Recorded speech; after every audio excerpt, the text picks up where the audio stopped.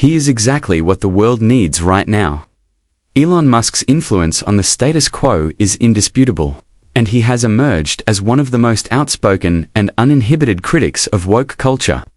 Whether he's demolishing cancel culture or promoting corporate ethics with a single tweet, Musk has made a name for himself as an uncompromising supporter of free speech and good old-fashioned common sense. Today, we will examine some of his most well-known incidents, those priceless instances when he hit back at haughty interviewers and totally altered the storyline. And I assure you that it was a genuinely amazing sight. Remember to subscribe and click the notification bell for more articles like this. Talk a bit about your tweets, because it comes up a lot. Even today, it came up in anticipation of this. I mean, you do some tweets that seem to be, or at least give support to some who would call others conspiracy theories. Well, yes, but I mean, honestly, some of these conspiracy theories have turned out to be true. Which ones? Well, like the Hunter Biden laptop. That's true. Yeah. Yeah. So, that was a pretty big deal. There was Twitter and others engaged in active suppression of information that was relevant to the public. That's a terrible thing that happened.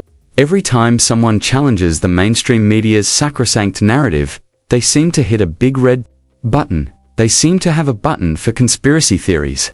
When someone raises an eyebrow in question or brings up facts that don't fit the script, the word seems to materialize like a magic spell to end the conversation. It's their go-to strategy: avoid, sidestep, and reject without ever engaging in a meaningful discussion. It is not necessary for you to prove anything wrong. Just say it's crazy and move on. It has become the archetypal intellectual cop-out, a convenient way to discredit independent thought. Clearly disturbed by the reaction, the interviewer next posed a question so odd you'd think they were the ones with the tinfoil hat on. Okay, but why share it? Why share it? Especially because, why share it when people who buy Teslas may not agree with you? Advertisers on Twitter may not agree with you. Why not just say, hey, I think this. You can tell me, we can talk about it over there, you can tell your friends, but why share it widely? I mean, this is freedom of speech. I'm allowed to say what I... Indeed. On his own social media account, he dares to share his genuine opinions. The audacity. The reporter, clearly trying to play gotcha, kept interrupting and pressing Elon, as though he was waiting for him to bow to public pressure. But rather than give up, Elon made a move so unexpected that it put a stop to the discussion. Your tweets hurt the company. Are there Tesla owners who say, I don't agree with his political position because, and I know it because he shares so much? Or there are advertisers on Twitter that Linda Yaccarino will come and say, you gotta stop, man. Or, I can't get these ads because of some of the things you tweet. I'm reminded of the scene in The Princess Bride. He confronts the person who killed his father, and he says, offer me money, offer me power. I don't care. So you just don't care. You want to share what you have to say. I'll say what I want to say, and if the consequence of that is losing money, so be it. He sounded so completely helpless after hearing that response, and I love it. Seeing someone understand that their script had just been ruined was like that. Woke culture has perfected the art of using money as a weapon of silence. The blueprint is blatantly clear. Don't just disagree, ruin your money. It is no longer enough to disagree with someone's opinion. Making sure that opinion never even reaches the starting line is the goal today. Furthermore, the effects are not limited to common people. They even steamroll celebrities. Actors have lost movie roles or brand partnerships for speaking out against the conventional wisdom.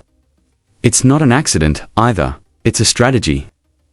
The awakened crowd discovered long ago that the simplest way to quiet someone is to hang their salary over a precipice. Elon was likewise not spared by this tactic. He was subjected to a similar line of inquiry at his appearance as a guest at the 2023 DealBook Summit. They were disappointed by his response again. But there's a public perception that that was part of a apology tour, if you will. That this had been said online. There was all of the criticism. There was advertisers leaving. We talked to Bob Iger today. I hope they stop. You hope Don't advertise. you don't want them to advertise? No. What do you mean?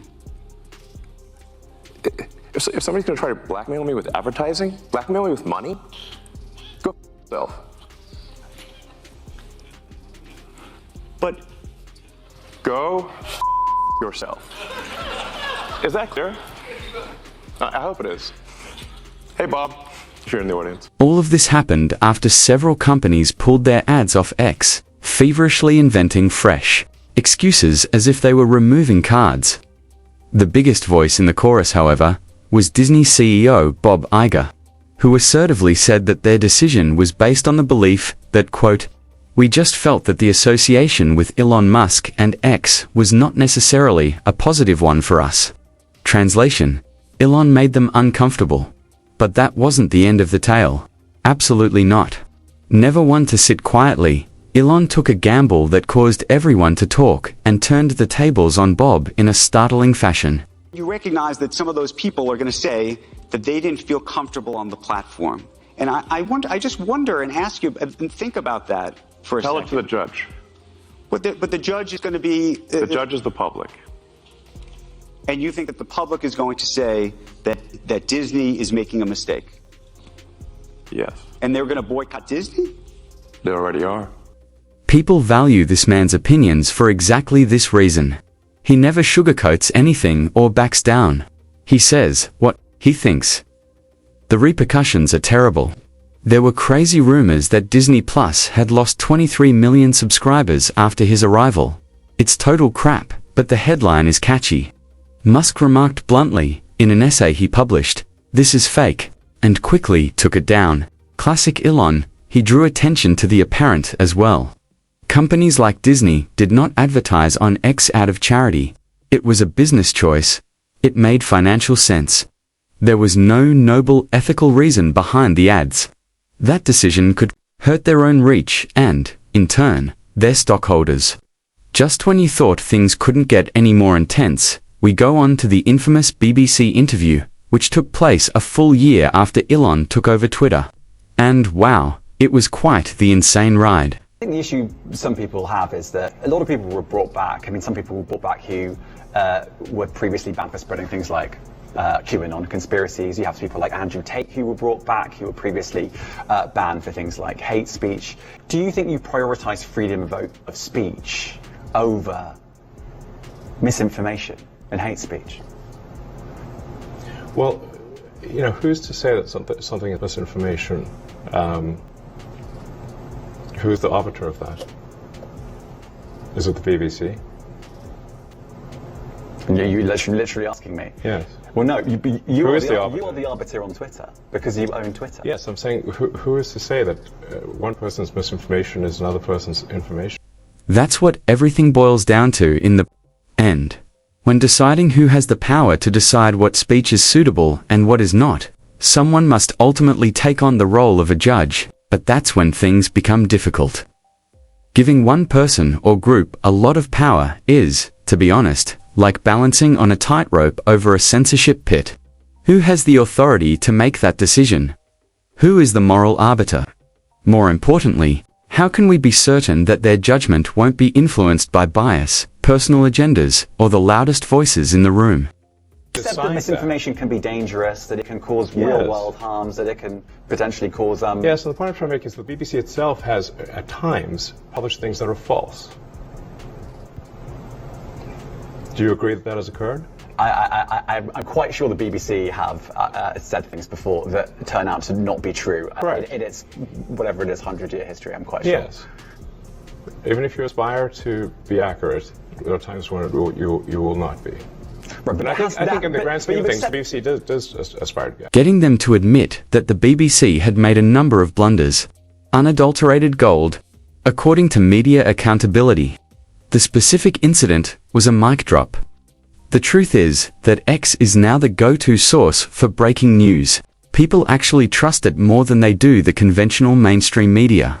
But in the haste to be the first to cover a story, accuracy is sometimes overlooked, making it appear like yesterday's news. That gap is filled by X's community function, which quickly detects and corrects inaccurate information. All platforms do make mistakes, but how those mistakes are recognized and corrected is more important.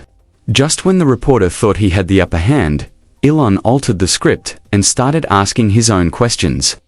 The reporter was, to put it mildly, totally unprepared for what had occurred to him. Do you like the BBC? Do you like BBC? Okay, yeah, we're not going to... Oh, I can't interview you? Obviously, I work for the BBC. Do you like BBC? I know, I see what you're doing. I'm not going to respond to that. Okay, I think we can finish the interview there. If you want to continue, thank you very much. Well, Elon, for come doing on. this. I really appreciate it. Sure you like BBC, come on. I'm not engaged. All right. Elon, it honestly has been a pleasure talking to you. The answer is simple, either yes or no. It is not necessary for you to start hoarding pearls. Since that was the ultimate troll tactic, I had to give credit where credit is due.